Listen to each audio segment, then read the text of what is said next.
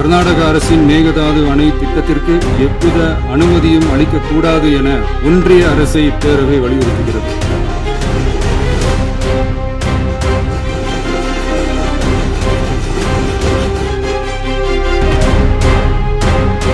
காவிரி நடுவர் மன்றம்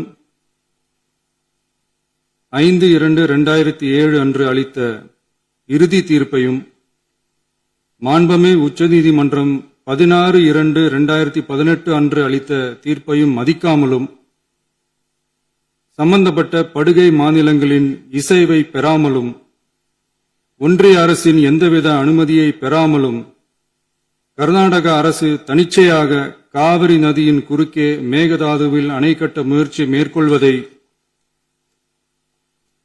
எந்த வகையிலும் ஏற்றுக்கொள்ள முடியாது என்பதால் கர்நாடக அரசின் இச்செயலுக்கு தனது கடும் எதிர்ப்பை இப்பேரவை தெரிவித்துக் கொள்கிறது.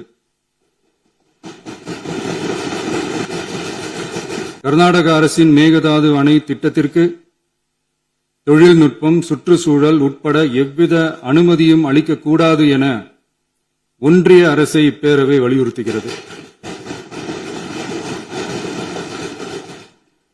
காவிரி நடுவர் மன்றமும் உச்சநீதிமன்றமும் காவிரி படுகை ஒரு பற்றாக்குறை படுகை என குறிப்பிட்டு படுகையின் மொத்த நீரினையும் படுகை மாநிலங்களுக்கு பகிர்ந்தளித்து விட்டதால் காவிரி படுகையில் புதிய திட்டங்களை மேற்கொள்ளவோ கூடுதலாக நீரை பயன்படுத்தவோ இயலாது.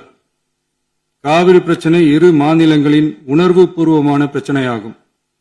ஆதலால் கர்நாடக அரசு மேகதாதுவிலோ அல்லது காவிரி படுகையில் வேறு எந்த இடத்திலோ அணை அல்லது எவ்வித புதிய நீர்த்தேக்க திட்டத்தை பிற படுகை மாநிலங்களின் இசைவு இன்றியும் ஒன்றிய அரசின் ஒப்புதல் இல்லாமலும் மேற்கொள்ளக்கூடாது என